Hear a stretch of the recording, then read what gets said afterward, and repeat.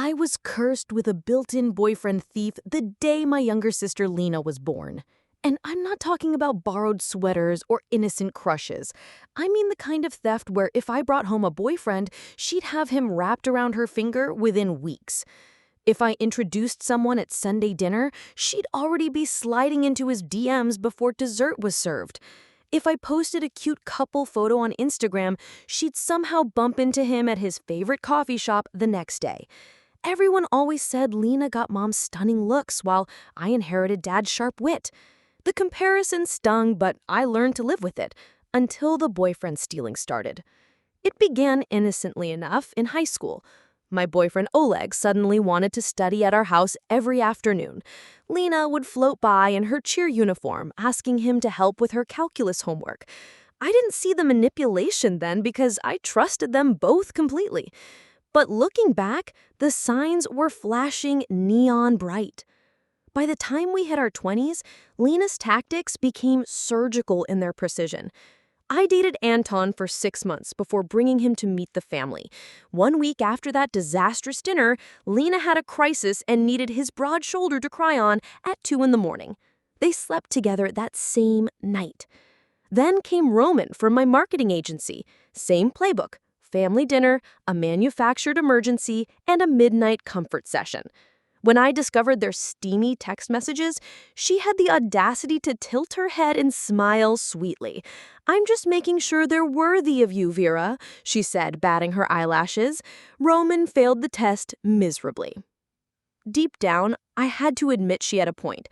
If these men would abandon me for my sister so easily, maybe they weren't my soulmates after all. But that logic did nothing to heal the betrayal burning in my chest. Then came Maxim, the one who nearly broke me. We'd been together for 2 years, talking seriously about marriage after I finished my nursing degree. Lina got wasted at his birthday party, the one I'd planned for weeks, and kissed him right in front of everyone. When he chose her over me, she had the nerve to post on Facebook, "Sometimes you can't help who you fall for too hard. Sorry, not sorry." Mom cornered me at Thanksgiving, her voice sharp as the carving knife. "You need to stop parading these men in front of Lina. She can't control herself when you dangle temptation right under her nose. Why do you keep setting her up to fail?" In my mind, I hadn't been dangling anything. I'd been trying to build meaningful relationships, only to watch them crumble under my sister's relentless charm offensive. 3 months later, fate smiled on me at my college roommate's wedding in Kyiv. That's where I met Ihor. Everything I'd ever dreamed of wrapped in a 6'2" package. Kind, successful as a software engineer, and apparently immune to female manipulation. For 8 blissful months, I kept him completely secret from my family. We drove to neighboring towns for dates, avoided posting couple photos, and I told absolutely no one about him. I thought I'd finally outsmarted Lina's boyfriend-stealing operation. This was the healthiest, most genuine relationship I'd ever experienced. Ihor talked about our future with such certainty that I started believing in happy endings again. But then, my loose-lipped cousin Natalia accidentally mentioned Ihor to Mom during a phone call, who naturally mentioned him to Lina within hours. My sister's detective skills rivaled the FBI. She tracked him down through his company's website within days. The betrayal hit me like a freight train when I used my key to enter Ihor's apartment and found them tangled together in our bed. The worst part wasn't catching them in the act. It was Lina's reaction. She sat up completely naked and utterly shameless and delivered the killing blow. "Honestly, I did you a huge favor," she said, gathering her clothes with zero remorse. "He barely lasted 10 minutes. You deserve so much better than that, sis." Ihor just shrugged, not even bothering to cover himself. "Your sister's way too hot for me not to try. You understand, right?" I stood there trembling with rage and humiliation while Lina kissed him goodbye, like I was invisible, like I was nothing more than furniture in the room. I was so humiliated in that moment that a plan began to form in my mind, one that would change everything. If you're enjoying this story of betrayal and revenge, please take a moment to subscribe and comment on what you think Vera should do next. That soul-crushing moment crystallized everything for me. Lina didn't steal my boyfriends out of sisterly protection or innocent attraction. She did it because she could, because she enjoyed watching me crumble, because destroying my happiness had become her twisted hobby. Walking to my Honda Civic in the parking lot, my hand shaking so badly I could barely grip the keys, I made a decision that would change everything. Lina craved men she couldn't resist. Fine, I'd give her exactly what she wanted, wrapped in a package that would destroy her from the... The plan started forming in my mind during the 40-minute drive home. Lina always went for the same type. Gorgeous, charming, seemingly successful men who made her feel chosen and special.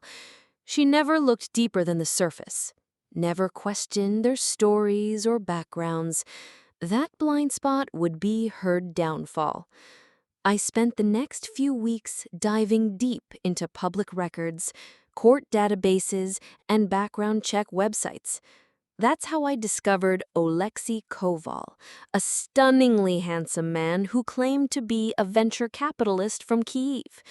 He was recently divorced after his ex-wife documented years of financial and emotional abuse in court filings. He had 2 separate restraining orders from other ex-girlfriends and was currently under investigation for securities fraud. Perfect. Oleksiy's LinkedIn profile painted him as a successful entrepreneur, complete with a professional headshot that could have landed him modeling contracts. But digging deeper revealed the truth. A sophisticated con artist who specialized in manipulating women into financial ruin. I created a fake LinkedIn profile as a potential investor and reached out to him with a business proposal. We met at a coffee shop in Lviv, where I played the role of the vulnerable older sister perfectly. I showed him Lina's Instagram photos, gushing about how she always stole my boyfriends because she was so irresistibly beautiful. "I just can't compete with her," I said, letting my voice crack with practiced emotion. "Every guy I've ever loved ends up choosing her instead. I feel so worthless." Oleksiy's eyes lit up like a predator spotting wounded prey. He saw exactly what I wanted him to see, a broken woman he could easily manipulate, with a gorgeous sister who represented the ultimate trophy. "You seem like an incredible person, Vera. Any man who would leave you for someone else is an idiot." Hook, line, and sinker. We started dating immediately, with me playing the part of the smitten girlfriend, while he laid the groundwork for his usual con. He love-bombed me with expensive dinners, weekend trips to Bukovel, and promises of a future together. But I could see through his performance. Every compliment was calculated, every gesture designed to make me emotionally dependent. After 3 weeks of the charade, I told him I wanted to keep a relationship secret from Lina because she had a history of stealing my boyfriends. Then I invited him as my date to Mom's birthday dinner, knowing exactly what chain reaction I was setting in motion. Oleksiy thought he was playing me, positioning himself to make me his next victim while adding Lina as a bonus conquest. He had no idea he was walking into a trap I'd spent weeks perfecting. At Mom's birthday dinner, Oleksiy performed his role flawlessly. He treated Lina like she was invisible while showering me with attention that felt genuine enough to fool everyone at the table. He complimented my lasagna choice, laughed at Dad's terrible jokes, and even brought Mom flowers. But Lina couldn't stand being ignored, especially by a man this attractive. She escalated exactly as I predicted, touching Oleksi's arm when she talked, leaning too close when she laughed, whispering inside jokes only he could hear. Her flirtation became so obvious that even our oblivious parents started noticing. I excused myself to the bathroom and watched through the slightly cracked door as Lina moved in for the kill. "My sister's sweet, but she's pretty vanilla in every way," she whispered, running her finger along Oleksi's forearm. "I could show you things she wouldn't even dream of trying." When I returned to the table and caught them exchanging phone numbers, I threw my glass of Merlot directly in Oleksi's face and stormed out sobbing. The performance of a lifetime, complete with mascara running down my cheeks. That night, Lina called, her voice dripping with fake concern that didn't fool me for a second. "Oleksi totally came on to me at dinner, but honestly, you're better off without him. Something about him seems really sketchy." Within 2 days, she was posting Instagram stories from his luxury condo in Padil. Within a week, she'd fallen head over heels in love with his lies. Within a month, she'd moved in completely and given him access to her bank accounts for their shared expenses. I watched it all unfold from the sidelines, feeling a mixture of satisfaction and growing uneasiness. Lina was walking blindly into quicksand, and I was the one who'd pointed her in that direction. But after years of having my heart shattered by her selfishness, I couldn't bring myself to warn her about the danger she was in. The first crack in Lina's perfect new life appeared 6 weeks later, when a lawyer representing Oleksi's ex-wife contacted her directly. Oleksi had hidden assets during his divorce proceedings, and now Lina could be held liable as an accomplice to fraud. "They're saying I might get sued too," Lina called me, panic creeping into her voice. But Oleksi explained everything. His ex-wife is just bitter and trying to cause trouble. I made sympathetic noises while secretly knowing this was only the beginning. Next came the revelation that Oleksi's investment firm was actually an elaborate Ponzi scheme. Lina had already invested her entire $30,000 savings, convinced she was getting in on the ground floor of the next big tech startup. When the SEC shut down the operation, her money vanished overnight. "It has to be a mistake," she sobbed during another late-night call. "Oleksi's lawyers are fighting it. He says we'll get everything back, plus interest." But when Lina tried to leave his condo after discovering more lies, Oleksi showed his true colors. He grabbed her wrist so hard it snapped, then locked her in the bedroom while he raged about ungrateful women who didn't appreciate everything he'd done for them. When she finally escaped and tried to access her accounts, she discovered he'd emptied everything: checking, savings, even her 401k. Worse, he'd used her personal information to apply for credit cards and loans in her name, burying her under $80,000 in debt she never knew existed. The final blow came at dawn on a Tuesday morning when FBI agents broke down the door of Oleksi's condo. They found Lina's signature on dozens of fraudulent documents Oleksi had tricked her into signing, making her an unwitting accomplice to securities fraud, identity theft, and money laundering. My phone rang at 6:47 a.m. Lina's name flashed on the screen, but I let it go to voicemail. Lina's voicemail was barely coherent through her sobs. "Vera, please. I'm in county jail, and they're saying I might go to prison. Oleksi used me for everything, and now the FBI thinks I was helping him. I know I hurt you, but please, I'm begging you. I need help." I listened to it 3 times before deleting it. The local news picked up the story within days. Local woman arrested in multi-million-dollar fraud scheme. Lina's mugshot flashed across the evening broadcast. Her mascara streaked, and her eyes hollow with devastation. Mom called immediately, hysterical. "You have to help your sister. She made mistakes, but she doesn't deserve this." "She made her own choices," I replied calmly. just like she did with Anton, Roman, Maxim, and Ihor. The silence stretched between us before Mom whispered, "You knew, didn't you?